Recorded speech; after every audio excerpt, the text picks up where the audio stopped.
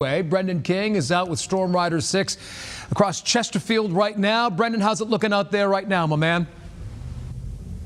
Yeah, good morning to you, Greg, and I apologize if I got your name wrong in the last half hour. I apologize about that. It is quite early on this Saturday, but we are on Genito Road in Chesterfield County, traveling to the reports of a downed tree, and unfortunately that is not uncommon this hour of this morning on this Saturday. We've already traveled to Henrico and Hanover County, where we saw several trees and down power lines closing the roads there, making it quite difficult. But let's flip the camera around. Again, this is Genito Road, and photojournalist Chris Munnings in the driver's seat keeping us safe, and he noticed that there are a few cars on the road this morning, which is actually a really good thing. Stay home if you can as the storm moves through, and we are experiencing a brief break from the heavy rains that we saw earlier in Henrico's east end.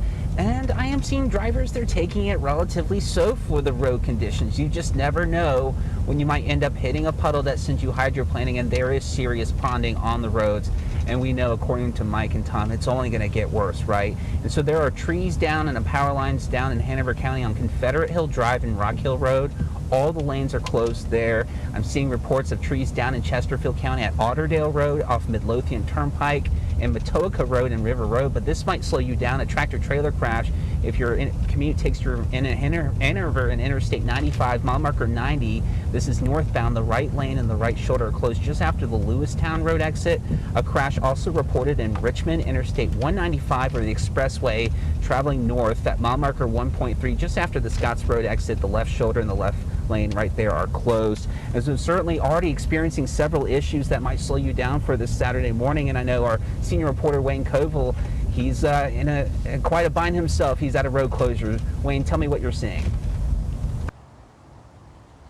Well, Brendan, I can tell you what a difference an hour and a half makes, because White Pine Road just reopened after being closed for about 2 hours. I can tell you this was the tree, and VDOT brought in a huge front end loader and have pushed this tree about 50-60 feet into the wood line. Now, before that, SUV was up on top of this tree. What happened was a young woman was heading home from work. She works on White Pine Road. This tree came down in front of her. Her car ran up on top of it. Now, she was obviously shaken up, because a few more feet, this tree would have hit the hood, the windshield, possibly the roof.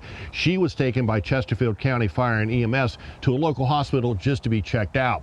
Chesterfield police were on scene. They put out a lot of flares, and then we ended up with Chesterfield Fire here. VDOT's been here. VDOT's the one that has cleared White Pine Road, and Davis Towing came in, and they were able to get that car onto the rollback and get it out of the road to take it off. So we have to tell you, we're expecting a lot of wind. This will not be the only tree that comes down. So it's important that if you don't have to go out today, stay home, because more trees will come down. And remember, and this is probably the most important thing we can say, if you are out and you're driving and you see ponding, flooding on the road, it's just not worth it to drive through it. There's just too many things that can go wrong. So if you can stay home, stay home. If you have to drive, don't go through floodwater, just find another route. The most important thing is for you to stay safe and get home tonight. In Chesterfield County, Wayne Koval, CBS 6 News. Back to you in the studio. Wayne, sound advice. Thanks so much. Grab your cell phone right now. You can follow the storm on your smartphone. Just scan that QR code on your screen right now, and it'll prompt you to get the free CBS 6 weather app.